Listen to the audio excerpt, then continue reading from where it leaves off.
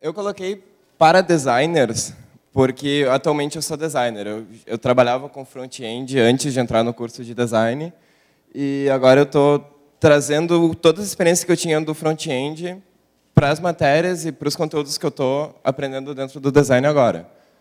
Então, é uma talk para designers, porque dentro do design eu estou identificando muita dificuldade do designer entrar no mercado de trabalho do front-ender. Não que os dois profissionais vão competir pelo mesmo lugar numa empresa ou eles sejam concorrentes diretos, mas porque um front-ender e um designer trabalhando juntos conseguem adicionar muita coisa num projeto, só que, infelizmente, esse canal ainda não existe. O profissional de design, pelo menos da URGS, quando sai da URGS, ele está bem pouco preparado, e os estudantes de outros cursos, os outros cursos de design que a gente tem aqui no Rio Grande do Sul, eles são muito focados no mercado de trabalho e acabam deixando um pouco de lado uma teoria que é muito importante quando a gente trabalha com interdisciplinaridade e com resolução de problemas dentro de projetos.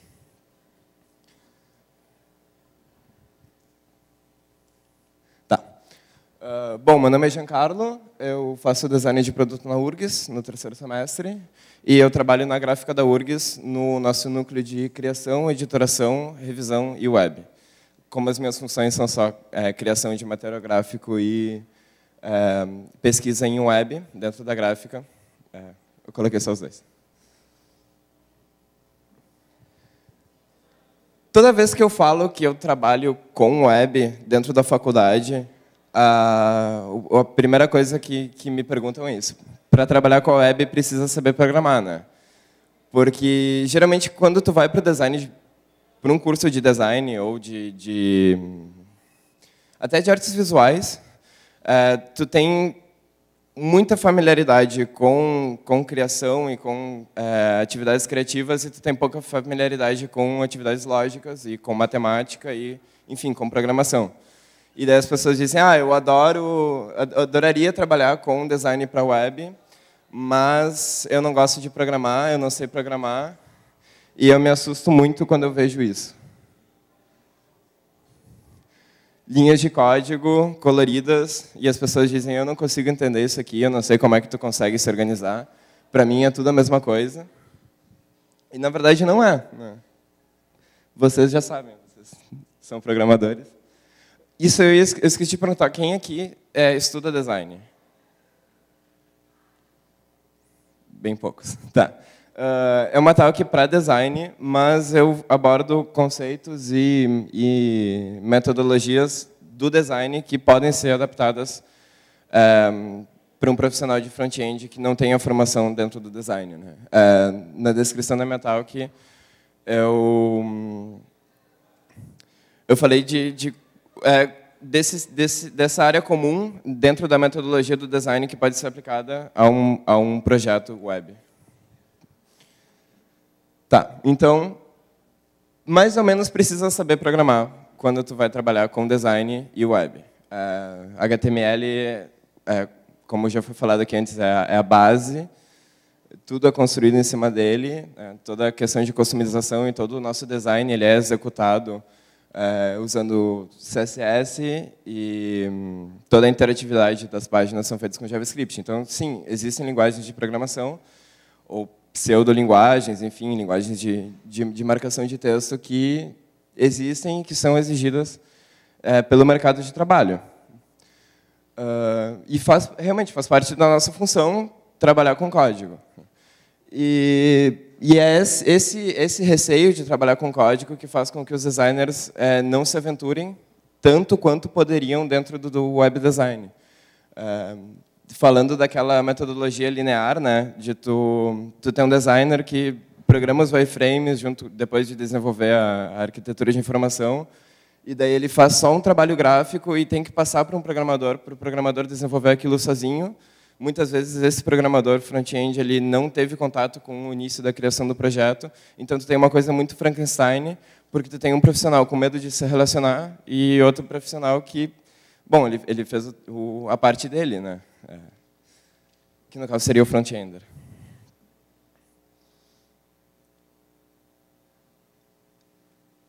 Então, quando tu é um designer e tu já está há um tempo na faculdade e tu quer começar a trabalhar com web porque tu gosta de web, a primeira coisa que tu tem que fazer é ir para o HTML.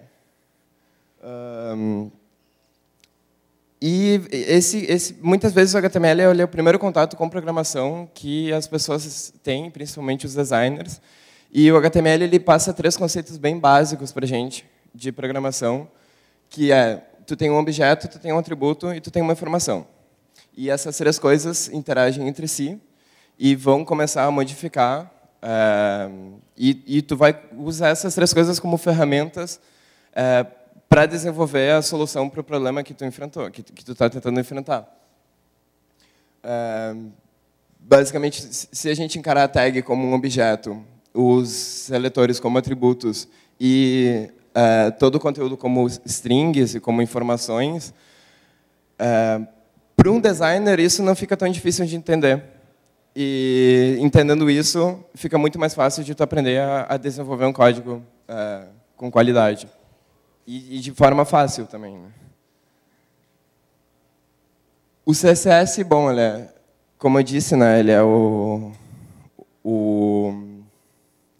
ele vai ser a aplicação do nosso design, né? Todo design que a gente cria, a gente aplica com o CSS. E o JavaScript traz toda a questão de interação e experiência com o usuário que existe na Web 2.0 agora, que não existia um tempo atrás. Isso que eu estou falando é super básico, mas realmente, né, apesar de terem poucos estudantes de design aqui, eu queria deixar claro que esse foi o caminho que eu comecei quando eu comecei a trabalhar com web, e é um caminho que muitos designers têm medo de fazer e acabam se preocupando com isso só depois de terminar a graduação, que eles vão procurar um curso técnico ou vão tentar estudar por fora programação para web, porque não é dado na faculdade de Direito. E também eles não querem fazer... Eu não quis fazer ciência da computação. Né? Eu não sou um cientista da computação, eu sou um designer. Né? Então, sempre que as pessoas, os meus colegas me dizem, mas tem programação, e eu consigo convencer essa pessoa que programação não é um bicho de 7 cabeças e entender HTML e dar esses primeiros passos de bebês que vão te inserir no mercado de trabalho e depois dali tu tá numa dinâmica que vai sempre te atualizar e afinal tu tá trabalhando com uma coisa que tu gostava desde o início, então fica muito mais fácil para ti. Eu recomendo começar realmente estudando HTML e existem 2 opções muito boas para quem é autodidata, que nem eu, que é o Codecademy, que é gratuito, que dá uma informação... Ele explica de uma forma muito básica para quem não tem conhecimento com programação. E a Treehouse, que é a antiga ThinkVitamin, que é excelência, né? em ensino para esse tipo de pessoa. Né? É uma pessoa que ela não precisa ter um conhecimento extenso de programação. Ela precisa entender como é que as coisas funcionam para ela conseguir fazer o trabalho dela direito, que é fazer uma programação visual.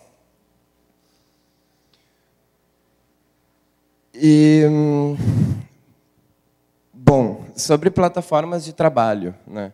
Eu vi muita gente usando Mac, vejo todos os meus colegas usando Windows.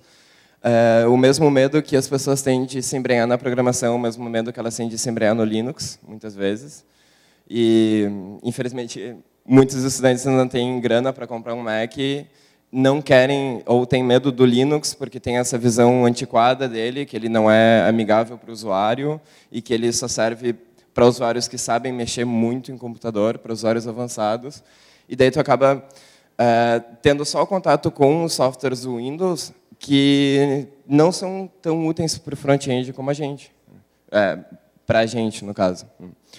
Então, em questão do Windows, bom, o designer trabalha com o pacote Adobe, né? O pacote Adobe tem no Windows e no Mac. Então, não dá para fugir do Windows a não ser que tu compre um Mac.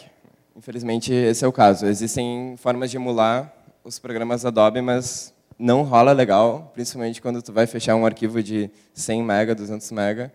Então, e é uma interface conhecida, uma interface que a gente usa desde que a gente começou. Então, o Windows é uma boa plataforma para começar a aprender. Depois, aí tu vê o que fica mais acessível para ti, o que tu se sente mais confortável, né? Se tu tem grana, tu compra um Mac. Ele tem essa permeabilidade de tu estar desenvolvendo alguma coisa visual num programa da Adobe ou num programa parecido com os programas que a Adobe disponibiliza, e tu dá um Alt-Tab, tu está no Vim, tu está no TextMate e tu está exercitando as duas coisas ao mesmo tempo. Então, quem tem a oportunidade, é legal começar no Mac. Eu comecei no Mac quando eu comecei a programar. E o Linux, que é ótimo para aprender a programar, é ótimo para aprender a usar um computador e aprender como ele funciona. E aprendendo como o computador funciona, tu acaba aprendendo muitas lógicas que existem por trás da web também. A web roda muito dentro de Linux, e é uma ótima alternativa se tu tá livre para aprender, assim, para dar esse desafio e aprender a usar um Linux. E vai ser útil depois também, quando tu precisar aprender a usar Git e essas coisas. Tá. Esse cara aqui, o Leg Taylor, ele participou do desenvolvimento do Flow, Webflow, se eu não me engano. Agora me fugiu o nome mesmo, desculpa. Mas ele diz que o Photoshop não é uma ferramenta de design, ele é uma ferramenta de comunicação visual. Então, depois eu coloco o link para esse texto, mas nesse texto ele diz que ele, como profissional trabalhando com Photoshop, ele se sentia muito frustrado e parecia que todo o trabalho que ele fazia era muito excessivo para os resultados. E tem aquela coisa de que tu passa muito tempo desenvolvendo uma tela no Photoshop para depois o cliente pedir um monte de alterações que vão te demorar a mesma quantidade de tempo para fazer e para mostrar para ele. Isso está muito relacionado também com o nosso workflow, que foi falado na segunda palestra hoje de manhã, né, que a gente tem esse método linear de trabalho, em que o designer precisa entregar tudo prontinho para o programador aplicar, seja front, seja back. Mas, afinal, acaba sendo um trabalho muito sensível para o designer, porque ele simplesmente está fazendo o wireframe, ele não precisa do Photoshop para fazer o wireframe. Tu não precisa gerar uma tela pronta, em pixels, fiel, exatamente como é que tu quer que a tua homepage seja, que a tua landing page seja, porque tu está numa etapa inicial do projeto. Só que todo mundo começa fazendo layout em Photoshop. E também, afinal, eu vou acabar repetindo algumas coisas, mas muito de tu já começar, se tu tem uma experiência em HTML, se tu adquiriu algum pouco de experiência em HTML, tu fica mais confortável para abandonar essas ferramentas mais robustas e se concentrar no que é realmente um dos trabalhos do designer, que é pensar uma solução criativa para um problema que ele está vendo no dia a dia dele ou que foi proposto para ele resolver. Seja um tipo de conteúdo que tem que ser mostrado de uma forma bem destacada numa página, ou até pensar numa nova experiência de usuário para um site muito específico, ou, enfim, é um trabalho do dia a dia, né? E se a gente ficar sempre em cima do Photoshop, ele não vai fluir com a rapidez que a gente precisa. De novo, é uma talk para designers, mas tem muitos front-enders que também se sentem um pouco intimidados com o Photoshop. E justamente por isso, porque tu pensa, uma ferramenta profissional, tu consegue gerar uma tela 1 para 1 exatamente fiel a uma tela que vai ser gerada pelo navegador, e é trabalho do designer. Então, por que eu vou me meter a aprender Photoshop? Primeiro porque tu começa a ter uma interação maior com o designer, que é o profissional que está trabalhando do teu lado, no desenvolvimento de uma tela ou de um site. E segundo, porque é uma ótima ferramenta de comunicação. Tu consegue replicar muitos elementos muitos dos atributos de CSS em elementos em objetos que tu cria dentro do Photoshop. Tu consegue fazer wireframes muito rápido com ele. Também tem toda a questão de tu trabalhar usando pixels, usando uma escala que não vai variar muito. Tu não está trabalhando com curva, tu não vai ter uma surpresa de uma coisa que na tela do programa que tu usou para desenvolver funciona, mas depois dentro do HTML ou dentro do CSS tu vai ter uma margem louca que não é fiel porque tu fez um negócio no Illustrator ou porque tu se preocupou demais com esses detalhes. E um pouco sobre o design orientado a código. Quando tu entende como é que o HTML é escrito, tu consegue entender como é que tu precisa escrever, como é que tu precisa desenvolver a tua programação visual para que ela seja fiel ao HTML. E de novo, o Photoshop é uma ótima ferramenta de comunicação, porque dentro das camadas e das guias tu consegue criar grupos, tu consegue isolar efeitos, tu consegue fazer toda uma estrutura dentro do teu arquivo do Photoshop que leva a mesma hierarquia e a mesma estrutura de um arquivo em HTML. Inclusive a questão de esse elemento está na frente desse, esse elemento está dentro desse. E quando tu começa a trabalhar com um grid, com guias dentro do Photoshop, essas margens vão ser as mesmas que as que tu vai precisar aplicar com CSS. Então, ele é uma ferramenta de comunicação contigo mesmo, porque enquanto tu cria essa estrutura, tu já está pensando no código que tu vai ter que escrever ou no código que o teu colega programador vai ter que escrever quando tu terminar essa tela. Ou até no código que vocês dois vão ter que escrever juntos quando vocês começarem a fazer um pair programming ou quando tu realmente tiver tanto domínio de HTML que tu vai conseguir tanto escrever o código quanto planejar a tela.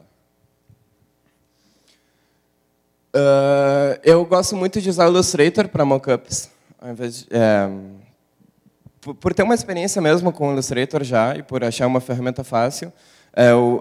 Por muito tempo eu fazia mockup e sketches e RAFs dentro do Photoshop, mas de novo, né, o Photoshop ele não é uma ferramenta de criação, ele é uma ferramenta que tu usa para jogar tuas ideias dentro de uma tela, para tu aplicar coisas, para tu ver se essas coisas funcionam ou não. E tendo uma ferramenta muito mais simples de desenho vetorial, fica bem mais fácil de tu dividir o que vai ser um trabalho árduo, o que vai ser um trabalho simplesmente visual, para tu simplesmente se organizar visualmente, e qual vai ser o destino de cada imagem, né? O destino de uma imagem que tu faz no Photoshop é diferente do estilo de uma imagem que tu gera no Illustrator ou de uma coisa que tu faz até no papel e na caneta.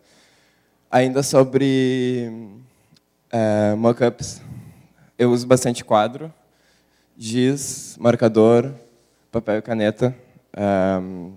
Esse é um pouco da experiência que o design pode trazer para a área do front-end da programação, que é tu ter um tato com um material que vai causar um efeito visual diferente. Tu não está simplesmente fazendo uma programação ou uma ilustração para ser usada dentro de um site. Tu está trabalhando com as tuas mãos para uma coisa que vai ter um resultado final na tela.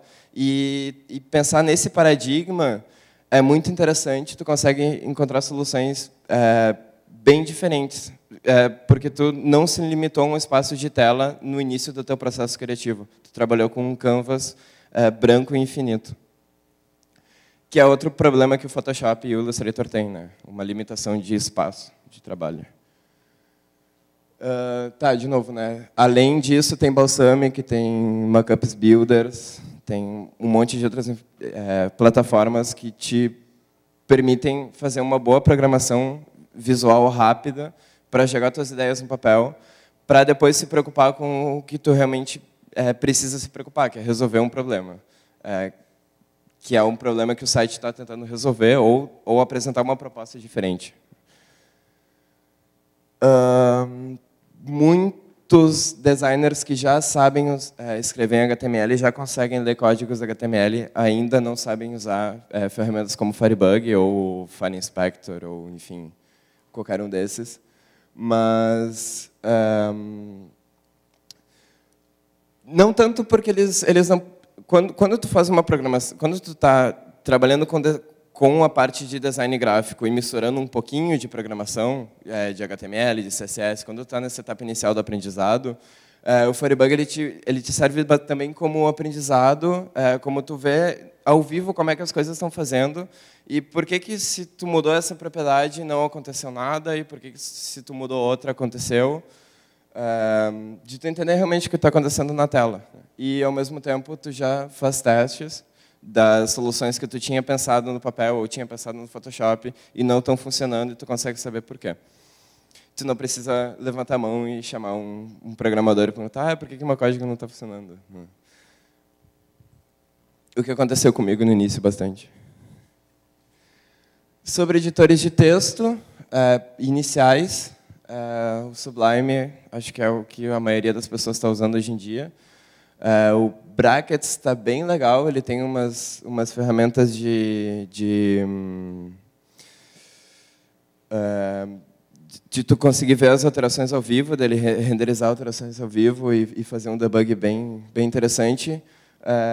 O Vim é excelente, eu uso o Vim hoje em dia também. Às vezes eu pego o Sublime, às vezes eu pego o Vim. Eu tenho projetos que estão abertos no Sublime e projetos que estão abertos no Vim ao mesmo tempo. E tem muito material para estudar Vim dentro da internet. E depois que tu domina, ele deixa a tua programação bem mais ágil também, né? E, bom, se tu vai para o Mac ou para o Linux, tu também pode usar o Gedit e o TextMate, que tem ótimos plugins para desenvolvimento web. E o Dreamweaver? Não. O Dreamweaver, eu achei que ele ia ser descontinuado quando a Adobe comprou ele da Macromedia, mas ele continua sendo enfiado dentro do nosso pacote de desenvolvimento web. Não sei porquê, ele é uma ferramenta completamente desatualizada, trabalha com conceitos antigos, polui o teu código, mais confunde do que atrapalha. Ela tem uma interface de usuário horrível. Só que muitos designers pegam ele para começar. E daí, quando tu começa a aprender a programar usando o Dreamweaver, ou aprender a escrever HTML usando o Dreamweaver, tu começa a ter 5 minutos? 10? Tá. Tu começa a pegar cacoetes que depois tu não tira mais. Fica bem mais difícil. Tá, eu vou dar uma acelerada agora e falar um pouco das metodologias que tem dentro do design que a gente pode adaptar para o nosso processo de front-end, né? Eu vou falar um pouco sobre o projeto E, que é um projeto desenvolvido por alguns professores da Uniriter, que é uma metodologia tanto para organizar um projeto como para tu aprender como é um projeto web do início ao fim. Eu tenho alguns problemas com ele, eu não concordo com algumas coisas dele, mas eu estou usando ele como exemplo, até por uma questão de tempo, e também porque a bibliografia que eles usaram e a literatura que eles usaram para desenvolver o projeto E é muito similar à que se usa dentro da URGS, e eu acredito que a que se use dentro do Senac também, apesar do Senac não ter um curso de design, mas agora eu esqueci o nome do curso que tem aqui, mas que tem isso, que tem muitas coisas em comum também. Bom, o projeto ele trabalha com essas 8 etapas, desde a identificação do problema que tu quer resolver, com o teu projeto até a execução e a validação desse projeto. Eles fazem uma divisão de processos muito parecida com a divisão do processo criativo com o processo criativo que o designer usa. Eu boto o link dele depois na apresentação, vocês podem... todo o material está online, é bem rápido de ler, tem bastante bibliografia, bastante referência, mas eu queria destacar essas 3 partes aqui, né? Tu tem a contextualização, a desconstrução e a reconstrução. De novo, existe muita metodologia dentro do design e é papel do designer saber o que ele vai aplicar e o que ele não vai aplicar, né? Cada projeto tem requisitos diferentes, cada projeto vai ter etapas de projeto que são mais importantes que outras. Mas essas aqui meio que são gerais. São metodologias e técnicas criativas que te ajudam como designer a vencer uma barreira criativa, mas que também podem ajudar bastante a gente na hora de pensar um projeto web do início ao fim. Dentro do design se trabalha bastante com uma questão de pesquisa, de tu, pesquisar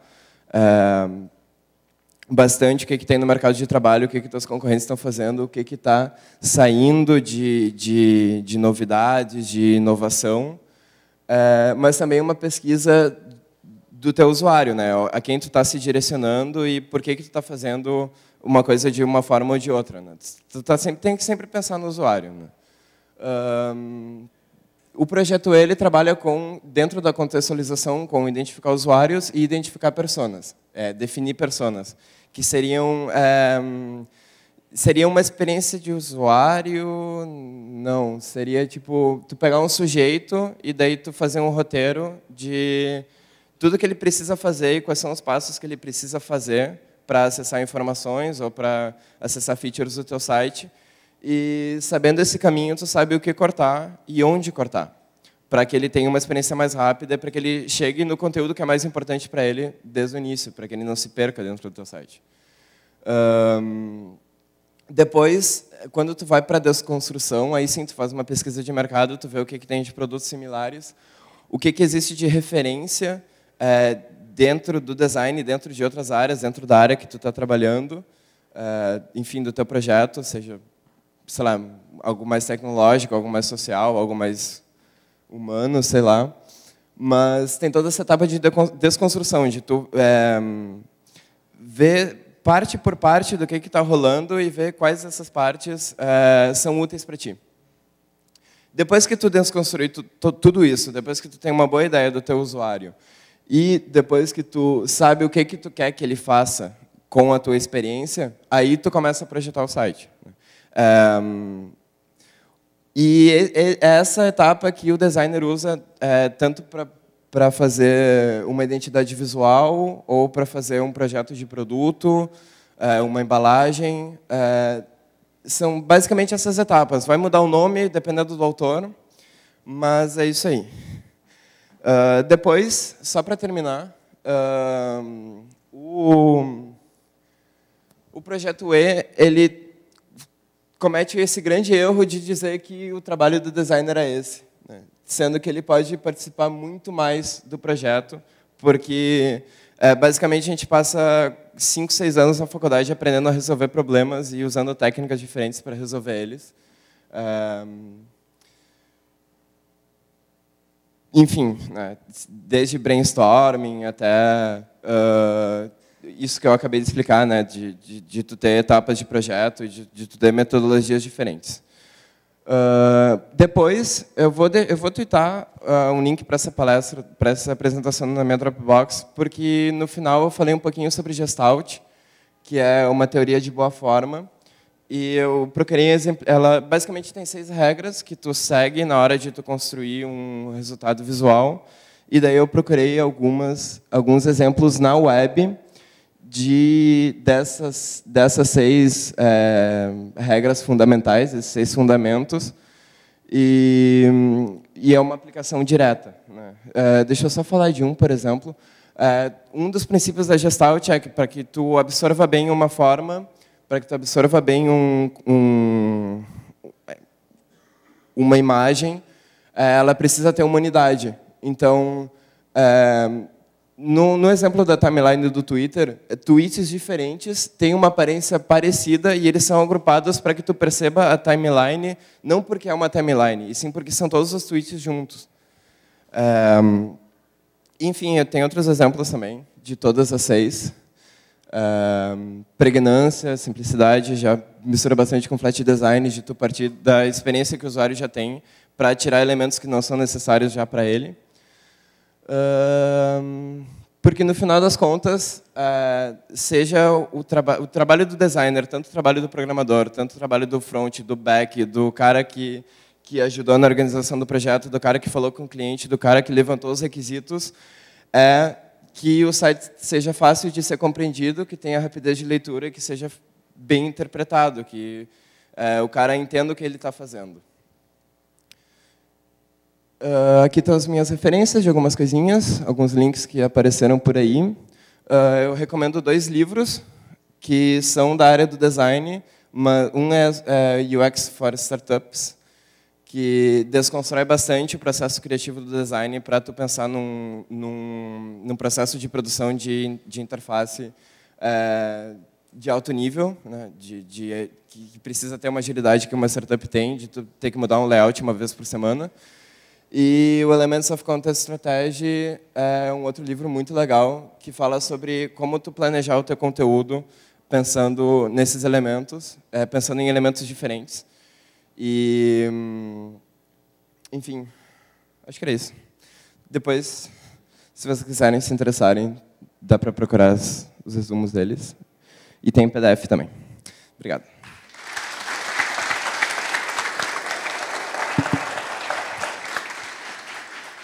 Mais uma coisa, a questão de perguntas que vocês falaram que ia ser pelo Twitter e tal, vocês podem twittar para mim, eu sou o @CtrlX. Eu só estou com um problema de que o meu smartphone molhou semana passada, então provavelmente eu vou responder essas mentions à noite, se vocês mandarem alguma. Tá bom, era isso.